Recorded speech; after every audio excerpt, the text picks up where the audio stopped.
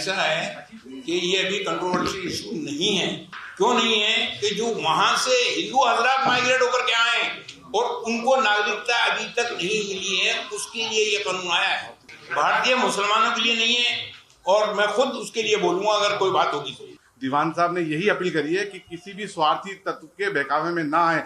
इस कानून में ऐसा प्रावधान ही नहीं है कि किसी भारतीय की नागरिकता छीनी जाए। यदि किसी की भारतीयता की नागरिकता छीनी जाती है मुसलमान की, तो सबसे पहले आवाज हम तमाम लोग दीवान साहब की क़यादत में बुलंद करेंगे। ऐसा है कि ये अभी कंट्रोवर्शियल इशू नहीं है। क्यों नहीं है कि जो वहां से हिंदू हजरात माइग्रेट होकर के आए और उनको नागरिकता अभी तक नहीं मिली है, उसके लिए ये कानून आया है।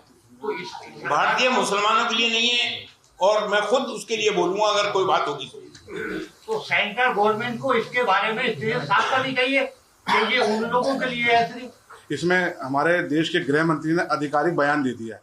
दीवान साहब ने यही अपील करी है कि किसी भी स्वार्थी तत्व के बहकावे में ना आए। इस कानून में ऐसा प्रावधान ही नहीं है कि किसी भारतीय की नागरिकता छीनी जाए। ये भारतीय में जो बाहर से लोग आ रहे हैं, पीड़ित प्रताड़ित लोग, उनको नागरिकता देने के लिए। और यदि किसी की भारतीयता की नागरिकता छीनी जाती है मुसलमान की, तो सबसे पहले आवाज हम तमाम लोग दीवान साहब की क़यादत में बुलंद करेंगे। लेकिन जब हमारी सरकार आधिकारिक तौर पे पार्लियामेंट में स्टेटमेंट दे रही है, तो हमें सही रखना और मुल्क की तरक्की में सरकार का योगदान देना चाहिए। अपना कंधे लगा के इस मुल्क की सलामती के लिए, इस मुल्क की तरक्की के लिए काम करना चाहिए। दीवान साहब,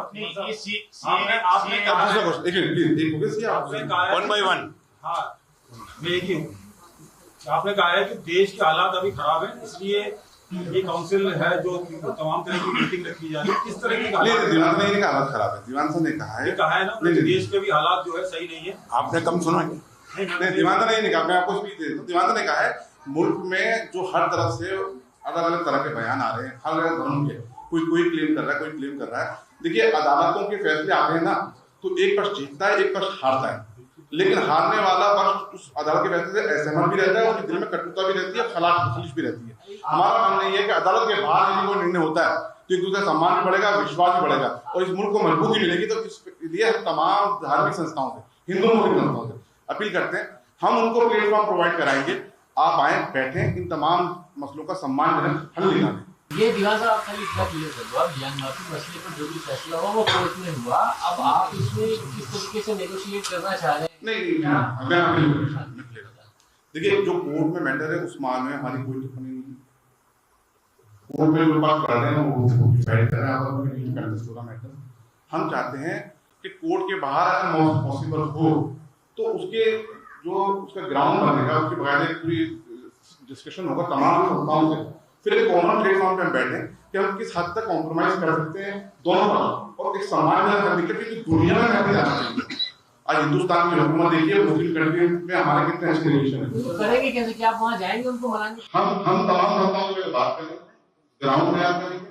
दीवान साहब ने मुझे हुक्म दिया, हम सबसे बात करेंगे। पहले मुस्लिम संस्थाओं से बात करेंगे, फिर हिंदू संगठनों से बात करेंगे। हम चाहेंगे कि उसमें हम लोग उनकी मध्यस्थता करके इस मसले का हल निकालें शांति से, और जो सबको मंजूर हो सम्मानजनक। मुस्लिम संगठनों से, मुस्लिम तंजीमों से, इदारों से, जो खानकाहों से हट करके किन किन से बात हुई? देखिए, हम तमाम संस्थाओं के टच में ऑलरेडी रहते हैं, बातचीत होती रहती है। लेकिन अब ये मौकूफ दीवान साहब किबला ने, जो हमारे चीफ पेट्रोन है काउंसिल के, उन्होंने रखा है।